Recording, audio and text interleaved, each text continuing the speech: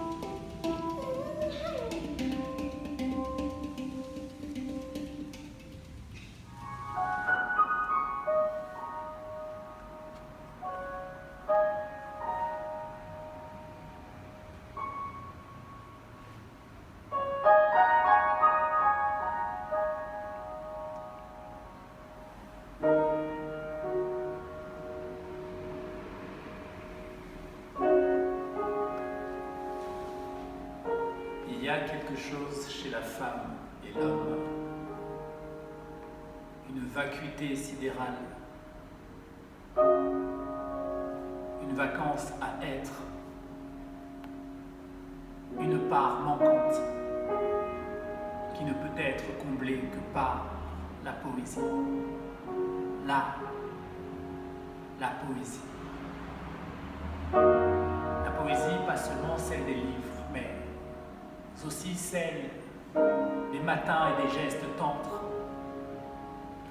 La poésie qui se dresse en vertige contre la violence, le cynisme et la vulgarité de l'époque.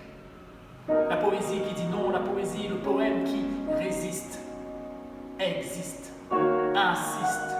Le poème qui dit oui à l'autre.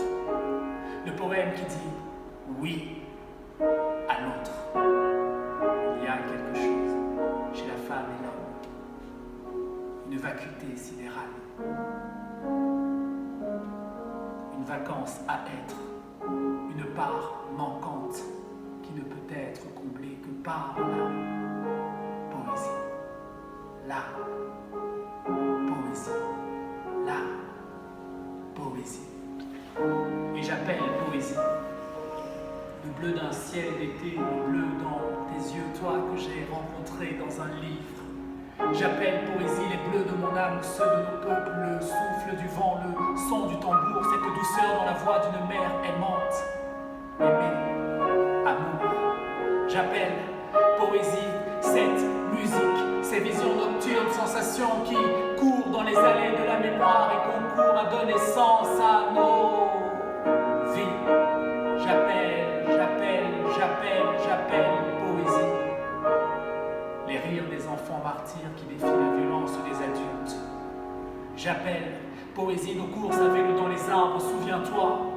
Et conte-moi, raconte-moi le souffle d'une vie.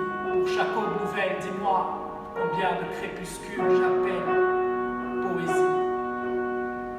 Notre dernier tango, quartier de la Boca, un soir de pleine lune de fiel, j'appelle poésie, ces instants-là suspendus à tes lèvres au goût de miel, j'appelle poésie, le bonheur qui n'existe pas, n'existe plus depuis ce jour d'octobre noir, j'appelle poésie, marronnage des uns, la dissidence des autres, la résistance de tous, hommes et femmes combattant pour la liberté, la dignité, la liberté, la dignité, la liberté, la dignité. J'appelle poésie. Des moments comme celui-ci, volés à l'absurdité du monde dans lequel nous survivons tous. Parfois, j'appelle poésie cette musique.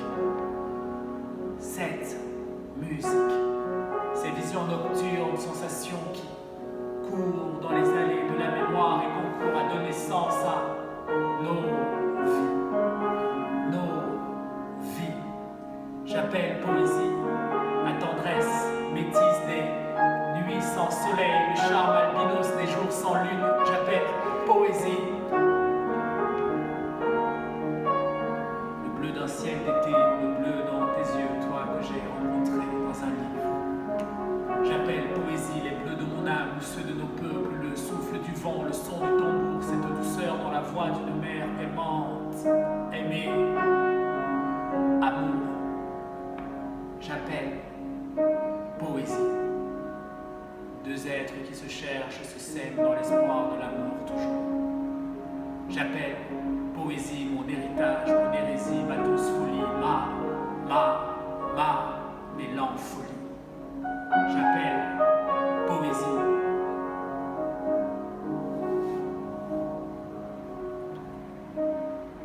Mes filles et mon fils, mon feu, ma flamme, ma foi, ma fierté, ma plus belle faiblesse.